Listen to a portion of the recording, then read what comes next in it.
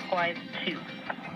C'est difficile parce que pour bouger le scaphandre, parce que c'est lourd, il y a de l'inertie. Pour commencer ses mouvements, arrêter ses mouvements, c'est 150 kg sur le dos, parce que il faut se battre contre la pression du scaphandre.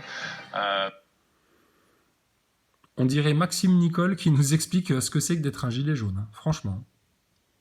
Attends, je regarde s'il n'y a pas des boulons qui manquent sur votre merdier, là. Parce que des fois, il y a des boulons qui manquent. Des écrous. Ça craint. Donc on sort de ça, on est éreinté, hein, on a des courbatures, etc. Ah ouais, des courbatures, etc. Quand tu passes 6 heures, 52 heures, pardon, dans ton Soyouz, là, bizarrement, t'en as pas des courbatures. Tu sors, waouh, salut les gars, comment ça va? Regardez, j'ai même pas transpiré. J'ai même pas fait caca dans mes couches. T'as vu, je deviens un grand, hein, maman. Hein. J'ai pas fait pipi dans la culotte. Et puis le mec, il arrive là. Et là, par contre, il n'y a pas de courbature, tout va bien. Mais ça, c'est pas pour... Il te raconte l'aventure, là. Là, t'as un aventurier qui est resté son cul à Paname, tu vois, un peu comme Ernesto, et qui te raconte qu'il a combattu des tigres en Amazonie, en plus, il a plongé à 20 mètres de profondeur pour construire une civilisation pour des Indiens qui avaient leur forêt complètement... Enfin bref, je t'expliquerai. Tout ça, c'était avant le drame. Tu vois, c'est Serge le Mytho, en fait. Thomas Pesquet, c'est Serge le Mytho. C'est Serge le Mytho. Et c'est leur nouveau surnom, ça. Maxime Nicole Drouet, c'est tous des Serge le Mytho. Ça va, les Serge le Mytho? Mais encore une fois, on se prépare pour ça. C'est aussi pour ça qu'on fait beaucoup de sport. C'est sans doute la chose la plus physique qu'on fasse dans le spatial. C'est la sortie en scaphandre. Ouais. Avec sa petite voix de beau gosse, là. Oh putain. Ouais, non, le plus physique que vous arrivez à faire. Hein. Puis là, c'est un effort de plus de 6 heures. Hein. De plus de 6 heures. C'est un effort de toute une vie, de tenir un mensonge pareil devant tous les gens qui viennent vous questionner tous les jours sur ces questions-là. Monsieur Thomas Pesquet qui racontait et qui soutenait un énorme mensonge devant toute l'humanité et devant toute l'histoire. Avec une magnifique courbure en arrière-plan. Incroyable, à 400 km d'altitude. À 400 km d'altitude. T'as vu ça, la putain de courbure, là, sérieux? La putain de courbure. N'importe quoi. Les scaphandres autonomes n'ont servi que pour les sorties extravéhiculaires. Ah ouais, alors ça c'était la grande époque.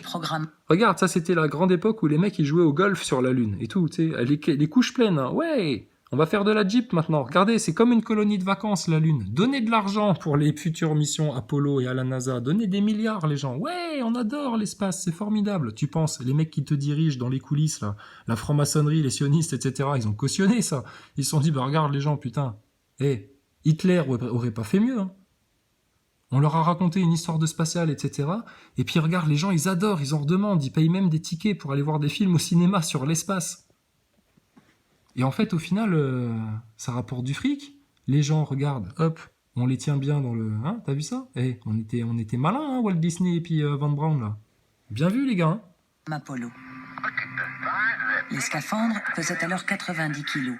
Mais ce poids n'avait pas grande importance. 90 kilos, quoi. Il y a 6 fois moins de gravité sur la Lune, c'est ça? Ah ben, quand même, hein. Sur Terre, avec tout mon équipement, je devais peser pas loin de 165 kilos. Alors que sur la Lune, j'en pesais à peine plus de 25. Bon, bah écoutez, tous ceux qui ont du surpoids, allez sur la Lune, vous allez maigrir. Regarde ça. En 1972, Charlie Duke tombe sur le sol. Oh, Ses mésaventures pour se redresser illustrent aussi bien la faible gravité de la Lune que la difficulté de se mouvoir dans un scaphandre. Pardon? Non. La seule chose que ça montre... De mémoire, j'ai dû tomber 3 ou 4 fois, dont 2 ou 3 fois. La seule chose que ça montre, c'est que les mecs sont accrochés à un câble. Parce qu'il y a d'autres séquences où tu les vois tomber. Et les gaillards, en fait, ils se font juste lever comme par enchantement. Tu sais, à un moment donné, le gars qui tient le câble, il va dire « Oh putain, vas-y, hop, un petit coup d'aide et tout ça. » En avant. Mais j'ai réussi à me relever sans trop de problèmes. Une fois, je suis tombé sur le dos. Et oh, là, Serge le Mytho, t'as pris un coup de vieux, dis donc. La partie arrière de ma combinaison n'était pas conçue pour encaisser les chocs. Oh merde. Tu prends une photo de moi en train de sauter? Regarde les mecs. T'as vu, c'était la fête. Qu'est-ce que tu nous parles de radiation, de vide, d'être compressé dans sa combinaison à cause du vide parce que t'es gonflé comme un chamallow là. Regarde ça, les mecs, ils faisaient la fête, Thomas. De quoi tu te plains? T'es vraiment un rookie, toi, Thomas Pesquet. T'es vraiment un débutant. Regarde les darons, là, les vieux de la vieille, là, ceux qui ont fait la guerre du Vietnam, putain, ils faisaient des sauts carpés sur la Lune. De quoi il se plaint, Thomas, là? Il a toujours l'air de pleurer, là, droupi, là. Qu'est-ce qu'il a? Il veut aller sur Mars? Mais putain, mais payez-lui une navette, la direction Mars, mettez-lui des Mars dedans, et qu'il mange que des Mars pendant 3 ans, et puis qu'il y aille sur Mars, putain, si son obsession, c'est Mars. Mais il est fou, le mec, là. Ils sont tous fous à la NASA. C'est tous des malades. Regarde ça, le mensonge, quoi. Pour moi,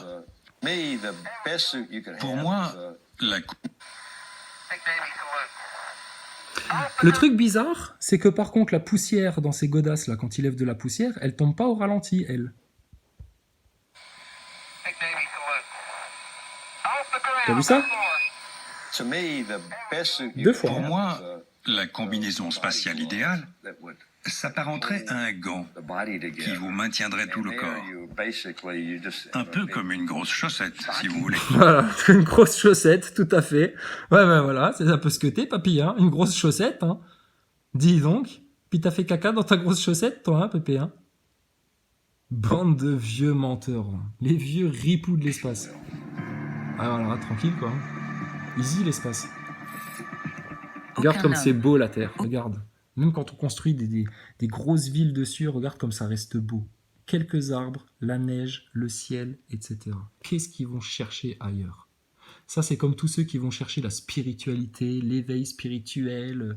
Vas-y, non, je n'ai pas envie de dire Dieu, j'ai pas envie de dire Allah, je préfère dire le grand architecte, je préfère dire autre chose, tu vois, ça me dérange un peu, toutes ces références religieuses, etc. Non, le Coran, la Bible, oui, non, Jésus, ouais, tu sais, moi je pense que Jésus, quelque part, c'était un petit peu un mec un peu, tu vois, qui faisait un peu du Reiki, et puis qui en même temps savait parler aux gens, hein, rien de plus, hein, rien de plus. J'ai envie de te dire, on a fait beaucoup de bruit pour rien autour de ce personnage. Tu vois ça? Regarde-moi ça, la Terre, elle est à nous maintenant, pour toujours. Aucune femme ne mettra le pied sur Mars sans un nouveau scaphandre. Ah, putain, j'ai eu peur. Moi, j'ai cru qu'ils allaient dire sans que Marlène Schiappa donne son autorisation. Regarde ça, le merdier qu'ils font là, avec leur lune, là. Purée. Les questions de son ergonomie et de son poids sont au cœur des réflexions, notamment au MIT à Boston. Non mais moi, ça me choque. Ça me choque. Le MIT à Boston, les plus grosses tronches de la planète, hein, au MIT, hein. Les plus grosses tronches de la planète. Et les questions qu'on s'est posées là, qui prouvent que tout ça, c'est de la connerie, ces mecs-là, tellement ils ont la tête dedans, dans leur doctrine, dans leur dogme, dans leurs bouquins, dans leurs recherches, dans leurs trucs, dans leurs machins, ils ont jamais pu prendre, les pauvres, le recul nécessaire pour se rendre compte que supercherie totale. C'est pas une question d'intelligence, c'est vers quoi ton attention, elle est portée. C'est tout. Jeffrey Hoffman est allé 5 fois dans l'espace. Il a réparé le célèbre télescope Hubble et au sein du Man Vehicle Lab qu'il dirige... Donc tous ceux qui sont allés dans l'espace, entendez bien, c'est ceux qui font partie du secret, c'est-à-dire qui participent à la propagande. Jamais de sa vie il a été dans l'espace. Par contre, tu vois bien, il a encore 90 balais, comme l'autre russe qu'on a vu tout à l'heure, elle a aussi 90 balais. Putain, ils tiennent bien, il y a du don d'organes qui se trafique là derrière ou quoi, où il y a du clonage. Et puis, ils continuent à tenir des centres spatiaux, le MIT, des trucs de recherche, etc. C'est eux qui s'imposent là-dedans, tu vois. Comme si tu avais des acteurs de crise gilets jaunes qui venaient s'imposer maintenant maire de ton village, maire de ta ville, préfet de je sais pas quel département, etc., tu vois. Voilà, la même mafia. Il a participé au développement d'une combinaison aux principes révolutionnaires. Hey, Jean-Paul Gaultier de l'espace. Quand on porte une combinaison spatiale classique, il faut apprendre à se déplacer avec parce que c'est loin d'être naturel. Alors que la biosuit, c'est comme une seconde peau. Elle permet de bouger aussi facilement que si on était en manche courte. En slip dans l'espace alors, en slip dans l'espace. Avec les tétons qui pointent. Ben dis donc, mesdemoiselles, vous allez être saillantes cet été quand vous irez faire vos soldes sur Mars. En mode Dark Vador, les Daft Punk débarquent sur la Lune. Non mais franchement, purée. Et donc, comment ça fonctionne dans le concret là? Donc, vous faites plus petit, plus fin, plus compact, plus saillant, plus à la mode. Bon, là, je te préviens juste qu'il y a un trou. Va falloir prévoir quelque chose là pour accrocher le casque à la combinaison parce que là, ton truc en Lego là, franchement, c'est la honte. Hein. Et toi, t'as été dans l'espace, toi. Et toi, tu diriges un truc au MIT. Putain, si les autres collègues là, les vrais mecs qui font des vraies recherches, hein, parce qu'il y en a quand même, hein, dans d'autres domaines, ils savaient ce que vous faites comme arnaque là. Avec quel pognon, monsieur? Mais dis donc. La chouma pour toi, hein. Il l'a acheté à Disneyland, son truc, là. Énorme. Dans une combinaison Énorme. classique, Ouais. la pression nécessaire pour protéger l'astronaute du vide spatial est produite par un gaz. Dans la biosoute, elle est mécanique grâce à l'élasticité du textile qui comprime le corps. Mécanique. Bah ouais, mais je veux bien. Alors, admettons tous les filaments, là. Il y a un truc mécanique, t'es crac, ça serre, etc. Mais ouais, mais entre, ça gonfle. Il y a un gaz dans la combinaison, mais qu'il l'aille montrer à tout le monde dans leur caisson de vide de la NASA. On n'a jamais vu un seul astronaute filmé en train de tester une combinaison dans leur grand caisson de vide de la NASA. Jamais.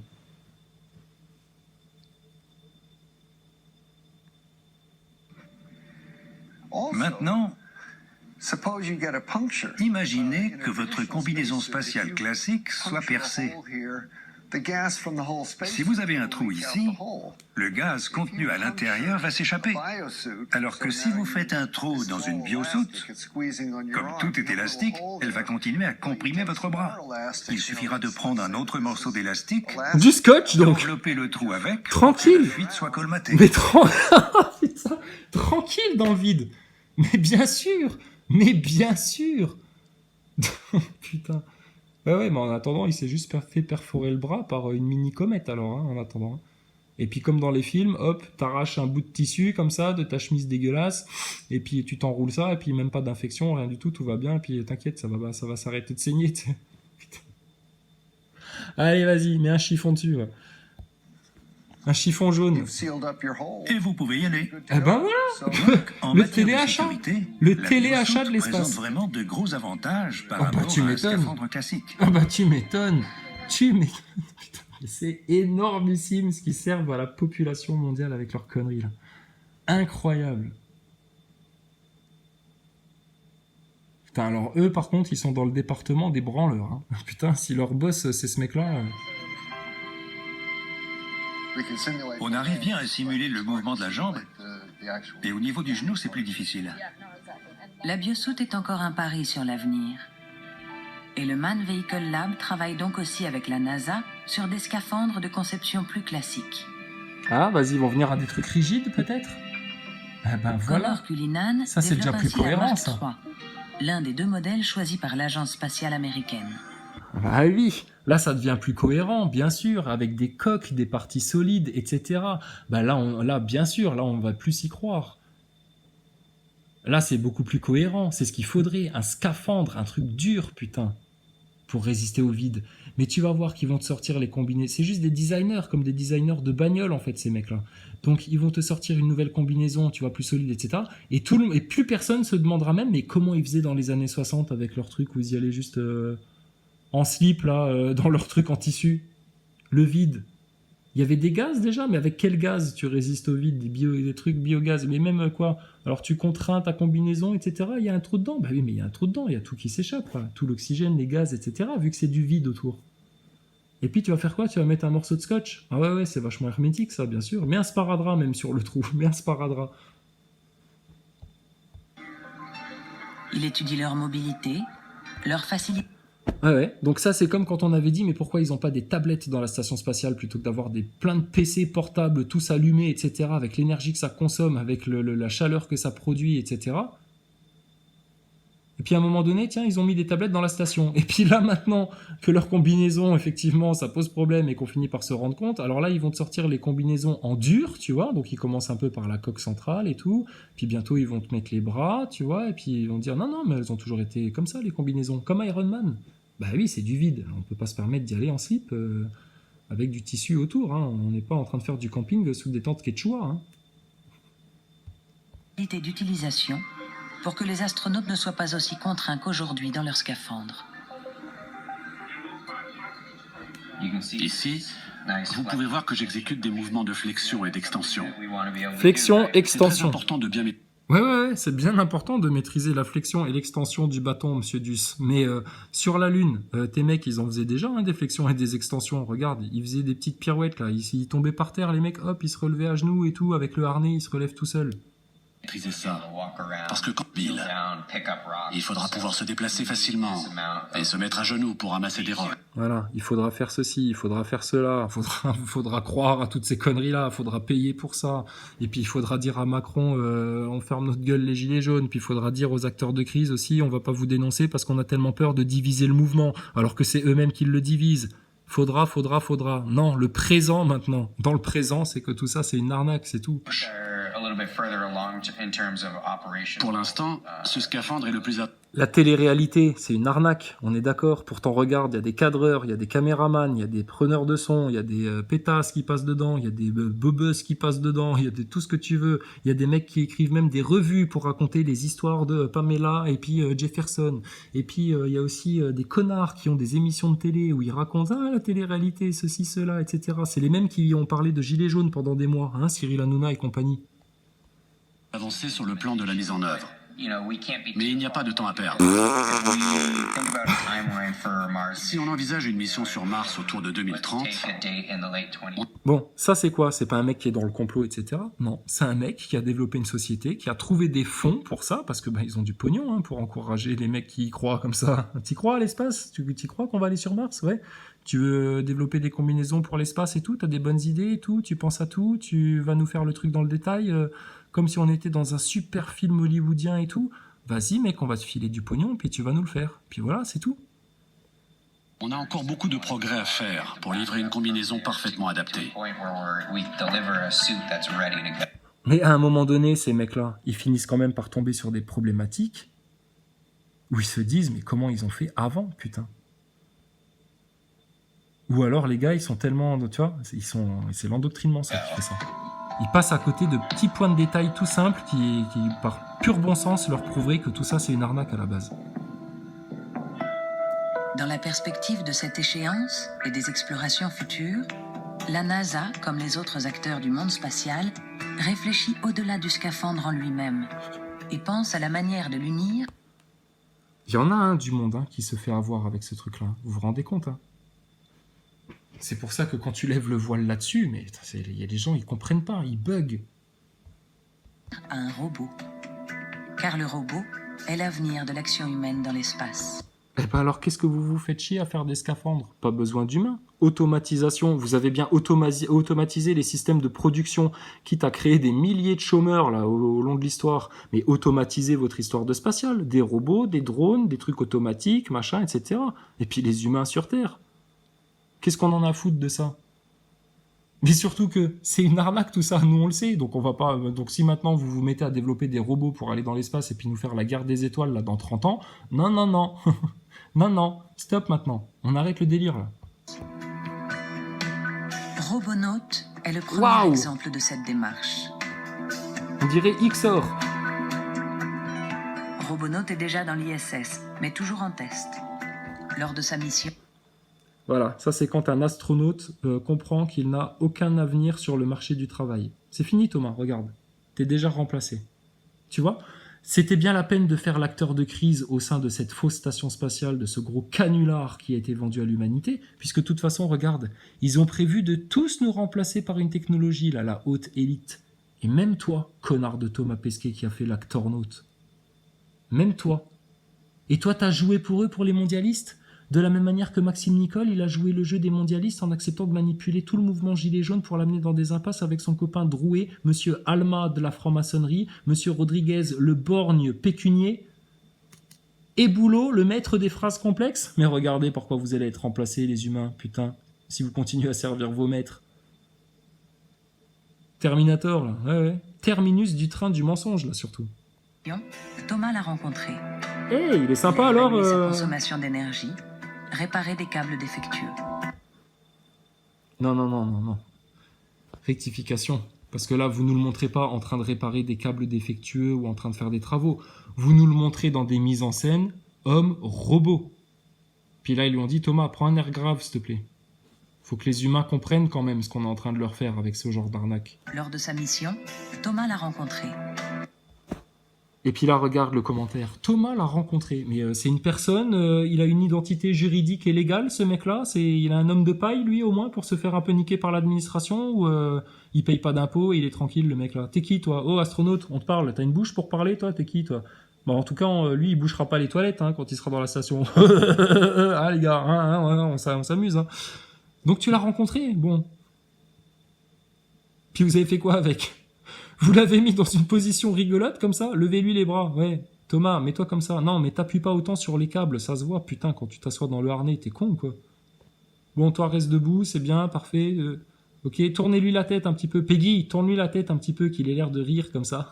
Comme dans un manga. Vas-y, t'es prêt? On prend la photo. Hop là, c'est bon. On dira à tout le monde qu'il a réparé des câbles, etc. C'est bien, les mecs. Vous commencez à mettre des tablettes dans votre station spatiale.